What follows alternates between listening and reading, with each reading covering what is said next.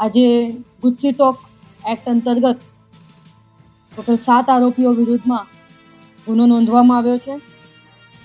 આ જે ગેંગ છે એ ચુઈ ગેંગના નામે તેનો મુખ્ય સૂત્રધાર છે સૂરજ ઉર્ફે ચુઈ કહાર.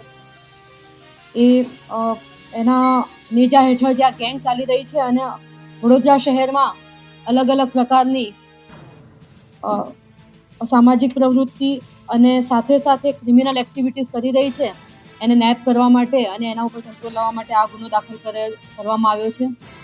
આ સંગઠિત જે આખું કૃત્ય છે એની અંદર ટોટલ 7 આરોપીઓ અને એના વિરુદ્ધમાં ટોટલ 128 ગુના દાખલ થયેલા છે હાલ સુધીમાં, જે અંતર્ગત ખૂનની કોશિશ, રાયોટિંગ, ધમકી આપવી, અપહરણ, પ્રોહિબિશન સહિતના ટોટલ 128 જેટલા ગુના દાખલ થયેલા છે. એમાં સૂરજ ઉર્ફે ચુઈ રમણ કહાર કે જે વડોદરાનો રહેવાસી આજવા રોડનો, એના વિરુદ્ધમાં 41 ગુના દાખલ થયેલા છે.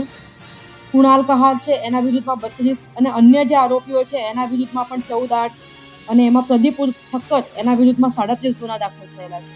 આ બધા જ આરોપીઓ વિરુદ્ધમાં અગાઉ પાસા અને તડીપારની કાર્યવાહી પણ થઈ ચૂકેલી છે અને આમની જે ક્રિમિનલ એક્ટિવિટી છે એને કંટ્રોલ કરવા માટે ગુજસી ટોકનો ગુનો દાખલ કરવામાં આવ્યો છે, જેમાં 7માંથી 6 આરોપીઓને પોલીસે અત્યારે ધરપકડ હેઠળ છે અને 1 આરોપી વોન્ટેડ છે.